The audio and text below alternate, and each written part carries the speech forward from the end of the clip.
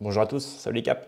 Aujourd'hui, nouvelle vidéo. Alors, dans cette vidéo, on va parler de plusieurs choses. On va parler évidemment de la récente déclaration de Jean-Luc Mélenchon sur ce qui se passe en Syrie avec Monsieur Al-Assad qui est tombé, disons.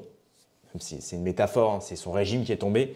Et donc, il a dû partir en vitesse. Alors, on ne va pas parler particulièrement et profondément, je vais dire, de la situation syrienne, mais quand même, on va quand même parler des récentes informations qu'on peut avoir, tout en se basant sur ce que dit aussi Jean-Luc Mélenchon, parce que c'est très important, parce que c'est un des seuls qui, pour l'instant, j'ai envie de dire, porte ses bourses, hein, voilà, porte ses bourses sur la question palestinienne, sur la question, notamment, par exemple, sur sa rivalité avec le CRIF.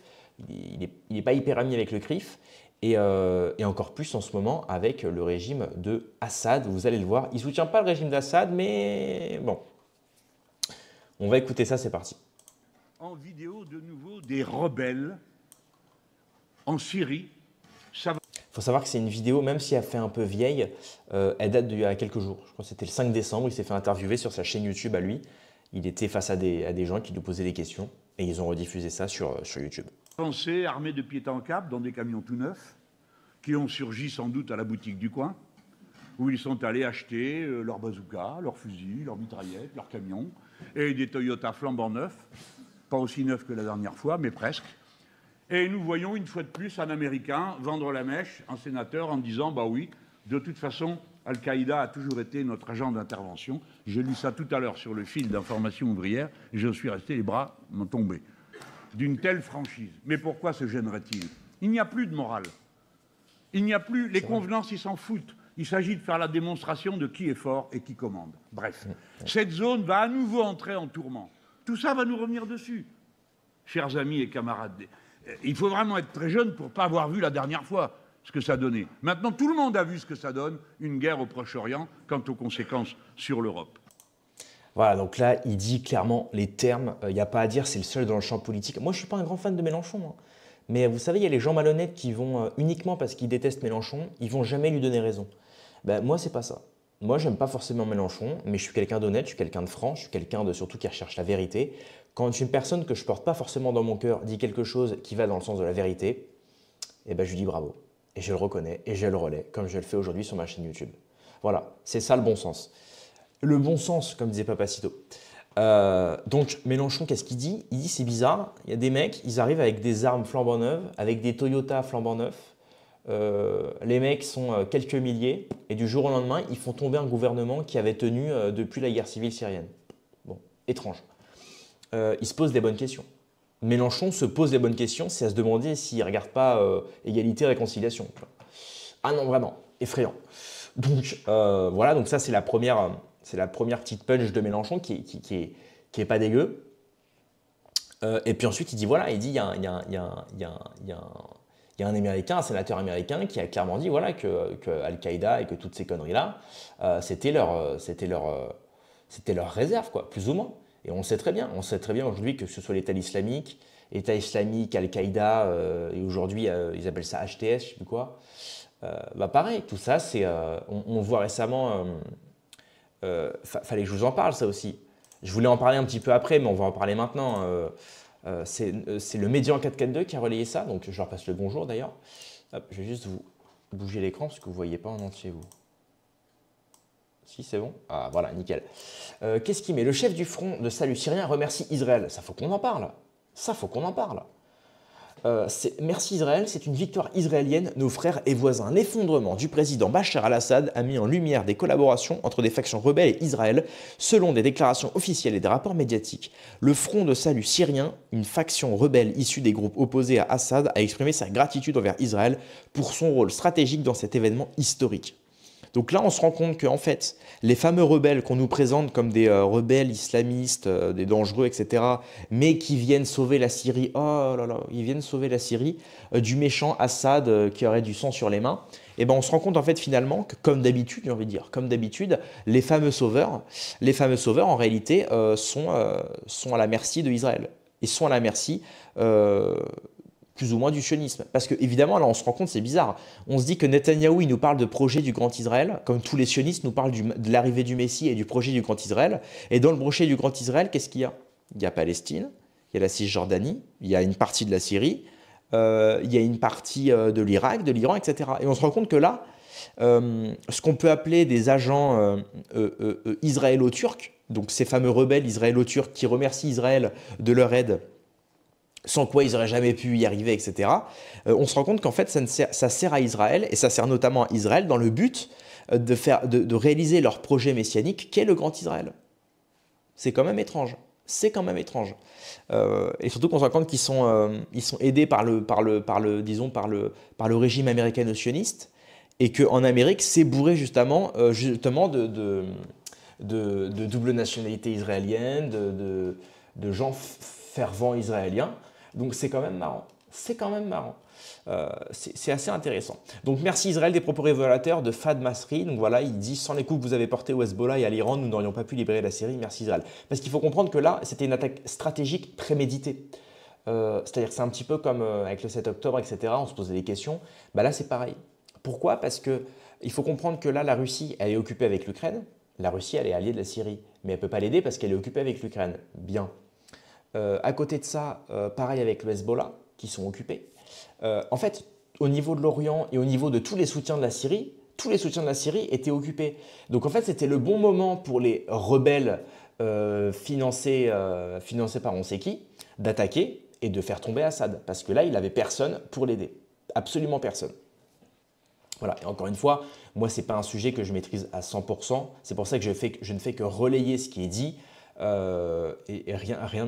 J'ai aucune pensée personnelle sur ce sujet-là parce que je n'ai pas lu de bouquin là-dessus. Parce que moi, de toute façon, je ne m'assure du crédit sur un sujet qu'en lisant un livre ou en lisant des auteurs sérieux sur le sujet. Là, c'est des actualités toutes chaudes. Pour avoir un vrai recul sur le sujet, il faut lire des bouquins, etc. Donc voilà, encore une fois, je reste assez humble. Cette vérité-là n'est pas la vérité, n'est pas une seule vérité. C'est une vérité parmi tant d'autres. Bon, chacun croit ce qu'il veut, encore une fois. Bref, donc, je voulais revenir à Jean-Luc Mélenchon, qui avait mis un tweet. Qui a mis un tweet aujourd'hui d'ailleurs. On est le 8 ou on est le 9? On est le 8. Je me réjouis à 100% de la chute du régime d'Al-Assad en Syrie. Je me méfie à 100% des nouveaux maîtres du pays, excusez-moi. J'espère à 100% que des élections libres sous contrôle international redonnent aux Syriens leur pouvoir démocratique. Sous contrôle international, c'est un peu bizarre, mais bon.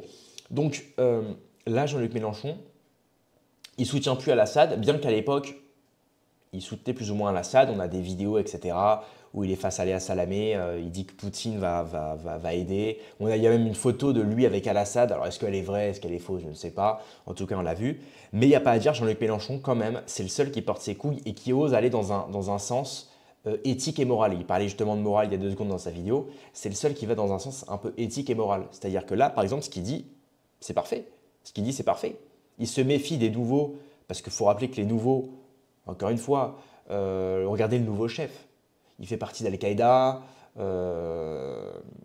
il est sous aide israélienne, enfin israélo-turque, de ce qu'on regarde, enfin de ce qu'on reçoit comme information. Encore une fois, je ne vais pas non plus dire que c'est la vérité, voilà. Mais donc dans le lot, Mélenchon, c'est le seul rationnel qui dit, bah voilà, en fait, on veut juste que les Syriens soient libres. Parce que ça ne veut pas dire qu'Al-Assad non plus, c'est le Jésus syrien et que tout d'un coup, ça y est, il a fait que le bien. Non, Al-Assad n'a pas fait que le bien. Mais il faut reconnaître qu'aujourd'hui, les nouveaux dirigeants, quand on voit leur passif, quand on voit leur CV, ça fait flipper. Et c'est là où je ne comprends pas. Tous les mecs qui se réjouissent, là même j'ai vu Balti qui se réjouit de la descente d'Al-Assad. Tout à l'heure, je l'ai arrobas sur un tweet. J'ai dit, t'en dis quoi là sur le nouveau chef qui se réjouit d'Israël? Il a répondu oui, mais la source c'est i24 News. Ben oui, mais justement, il a donné une interview à i24 News. Et il s'en réjouit.